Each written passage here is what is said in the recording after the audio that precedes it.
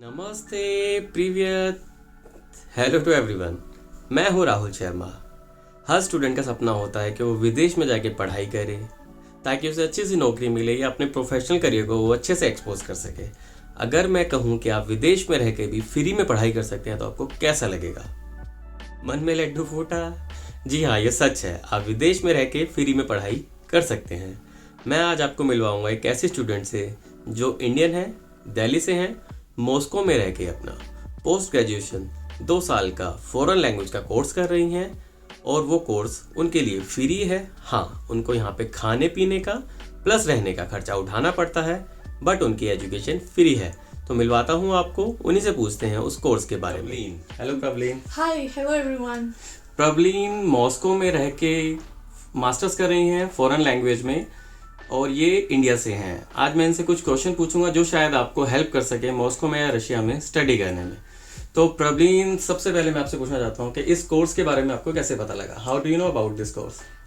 So if I talk about myself, actually, I was studying this Russian language from University of Delhi. There's a department called Slavonic and Department for Slavonic and Finno-Ugrian Studies, which is inside the University of Delhi campus in this arts faculty campus.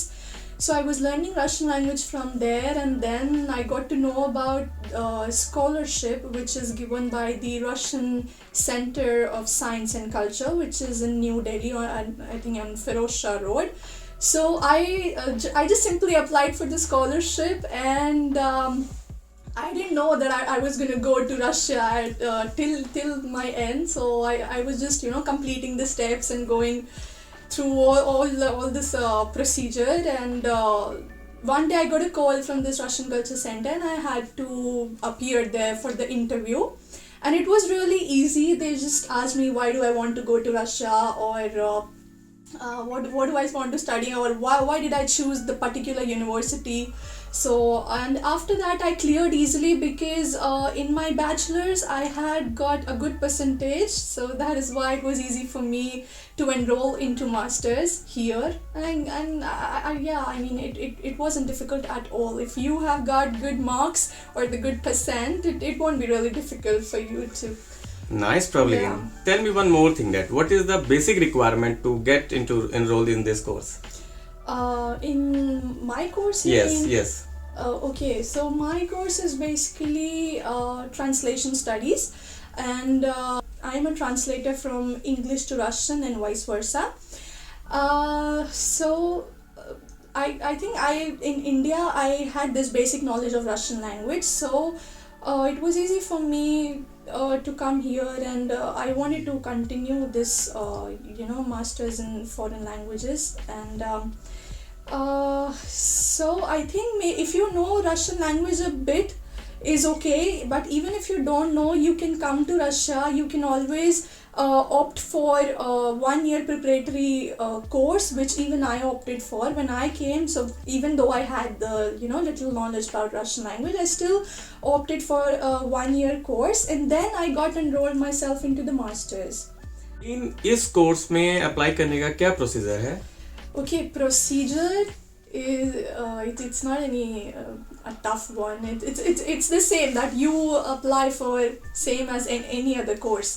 So as I was speaking, that I applied for a scholarship through this Russian Culture Center.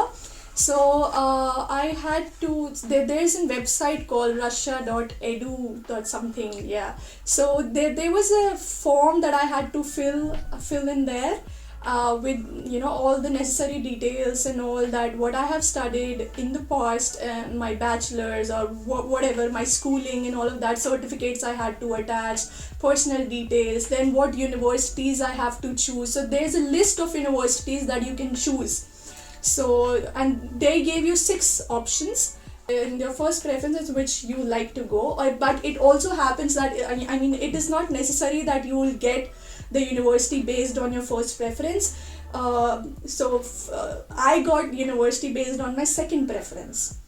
So yeah, I mean you can choose the universities you want. I think preferably you should prefer studying in Moscow. It is easier. I mean, you can choose other cities as well if you like. There are other Indian students as well who are studying in other cities also, so that's not a problem. It depends on your choice of university, you know. So Okay. yeah. Probably now tell me that what is the fees exactly for this course? Okay, for my course, so as I came here on scholarship, I didn't. My education here is free. Like Great. I'm not paying for my education, but for rest of the things, yes, I'm paying. But if you get direct admission to any university, and speaking particularly about my course, then the fees might go up till 2 lakhs or something. What is the duration of the course? Total duration. Okay, masters here is same as in India. It is duration of the course is 2 years.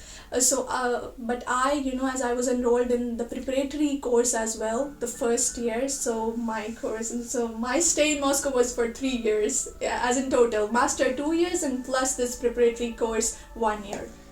If we will talk about the student, what is the total strength in the course, or you can say in your class? Okay, in my class there are 17 to 18 students in my course. Strength can vary, depends on the course. Mine is 18. Okay, Praveen, tell me one more thing, that how many free seats, I mean, for scholarship? For seats, Yeah, uh, free seats. free seats. See, it depends on your percentage, the percentage you have got. So if you have a good percentage, for example in bachelor's or something, so they'll preferably choose you first. If then it just, the percentage just makes easier for you to, you know, pass the scholarship test. Okay, Praveen, अगर हम बात करें कि what is the international value of this course, where it stands, how it helps you in your career?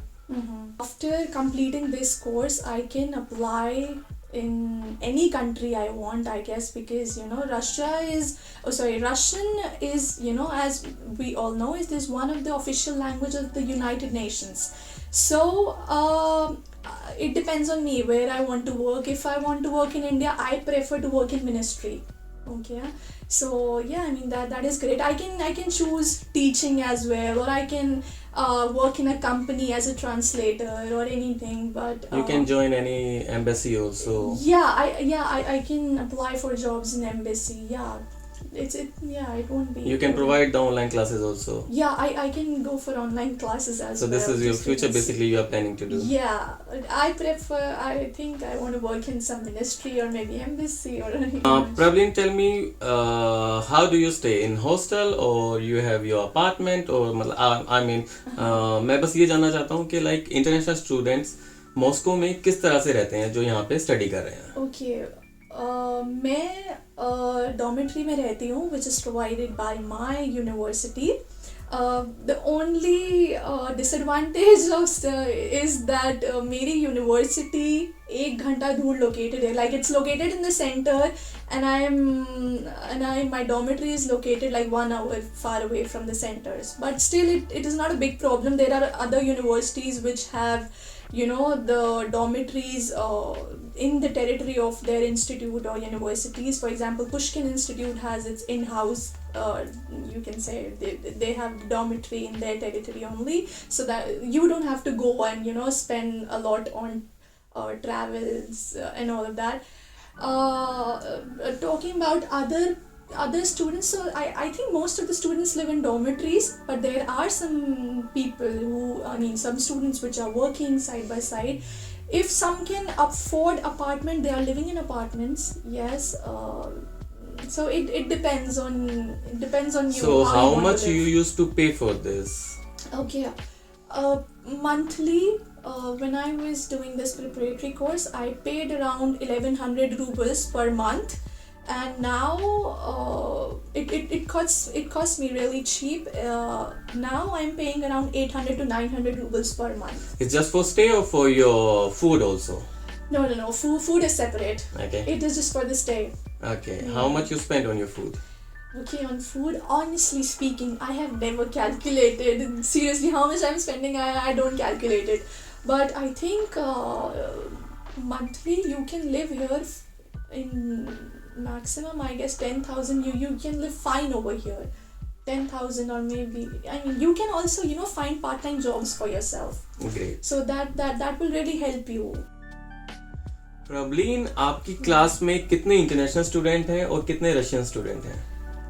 मेरी class में मैं एक अकेली इंटरनेशनल स्टूडेंट हूँ, and rest of the students all are Russian girls, not even You a are boy. the only person. I'm the only person. That's why it makes much more difficult for me, yeah, to keep up the pace with the teacher and with the students. It's really difficult. And But what is the behavior of other students towards you? their behavior is fine, even if my Russian is good, I believe so, but not as fluent as them, of course. I'm not a native Russian speaker, but still I think their behavior is fine.